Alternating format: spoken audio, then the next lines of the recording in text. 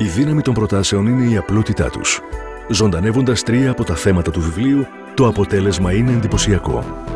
Οι σηματοδότες ως σημεία αναφορά στην πόλη θα μπορούσαν να βοηθήσουν στην ανέβρεση συγκεκριμένων σημείων προορισμών εντός της πόλης.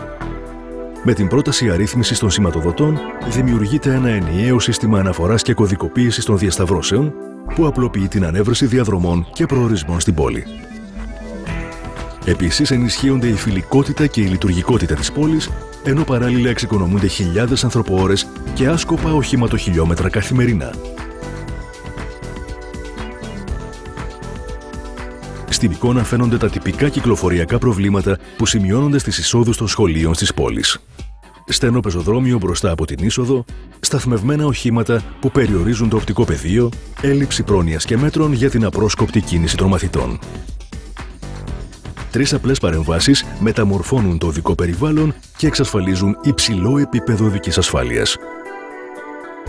Μικρή οπισθοχώρηση της εισόδου, η οποία αυξάνει το ζωτικό χώρο του πεζοδρομίου, τοπική διαπλάτυνση του πεζοδρομίου που αποκαλύπτει το οπτικό πεδίο και ανυψωμένη διάβαση πεζών με χρωματική διαφοροποίηση, η οποία υποχρεώνει σε μείωση της ταχύτητας των οχημάτων και σε απόδοση προτεραιότητας στους μαθητές.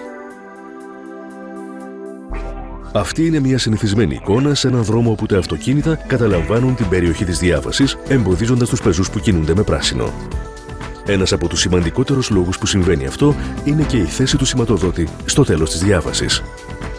Αν τοποθετηθεί ο σηματοδότης στην αρχή της διάβασης, οι οδηγοί των αυτοκινήτων υποχρεώνονται να σταματήσουν πριν από τη διάβαση, προκειμένου να έχουν οπτική επαφή με το σηματοδότη.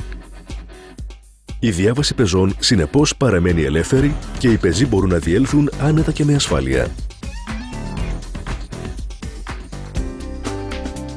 Έξυπνοι δρόμοι για μια ανθρώπινη πόλη.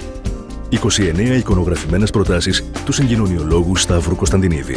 Προλογίζει ο βουλευτής και συγγραφέας Πέτρος Στασόπουλος. Εκδόσεις Athens Voice Books 2014.